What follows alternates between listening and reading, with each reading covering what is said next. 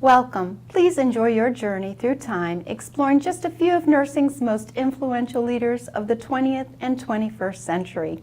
Our first stop in time, November 1st, 2018, where Drs. Ernest Grant and Jean Tramberger come together in Greenville, North Carolina for a fireside chat highlighting men in nursing. Dr. Russell Jean Tramberger is the former president of the American Assembly for Men in Nursing. He co-edited the book Men in Nursing, History, Challenges, and Opportunities, and he's also written numerous articles. He is recognized for his work to bring men back into the profession. Dr. Ernest Grant is the president of the North Carolina Nurses Association. Dr. Grant's passion for fire safety is rivaled by his passion for nursing. He is an active member of the American Association for Men in Nursing, serving as a role model for young men of color entering the profession. In 2011, he was inducted into the prestigious Fellowship of the American Academy in Nursing. Dr. Malone is a present-day role model and one of America's most vocal leaders. In 2010, she was ranked number 29 among the 100 most powerful people in healthcare. During her tenure at the National League of Nursing, the mission was retooled to reflect the core values of caring, diversity, integrity, and excellence with an ongoing focus toward advancing the nation's health. Nursing theory is a conceptualization of some aspect of nursing that describes, predicts, or prescribes nursing care. Let's meet a few of nursing's theorists. Jean Watson is best known for her theory of human caring.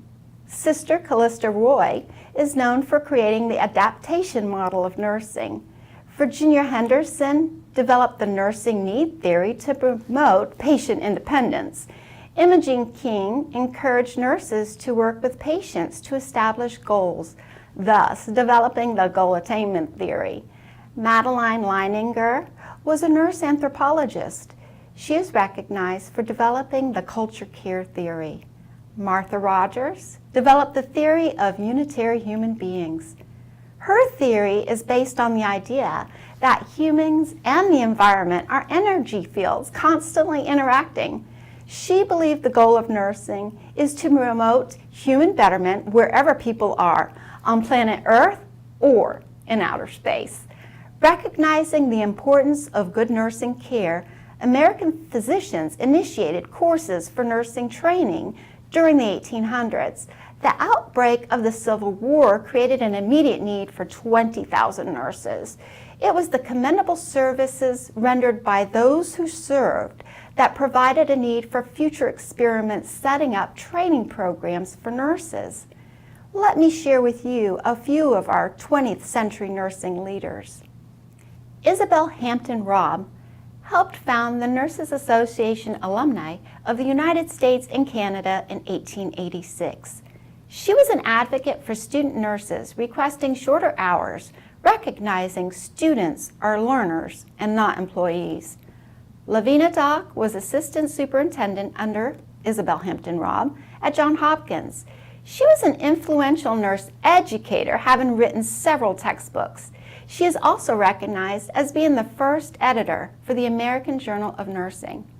In 1893, Lillian Wald and Mary Brewster opened the Henry Street Settlement, which focused on the health needs of the poor in New York City. Nurses working in this settlement were among the first to demonstrate autonomy in practice. Lillian Wald is recognized for coining the term public health nurse. Clarissa Harlow Barton, Clara as she's called, is the founder of the American Red Cross. Not many know, but during the American Civil War, she risked her life tending to soldiers and bringing them much-needed supplies. In 1861, Dorothea Dix was appointed the Union Army Superintendent of Women Nurses. She organized hospitals and regulated supplies. After the war, she helped reform the treatment of the mentally ill. During the Civil War, Harriet Tubman assisted over 300 slaves to freedom in what was called the Underground Railroad. What most don't know is that she created a nursing home called the Harriet Tub Home for the Aged.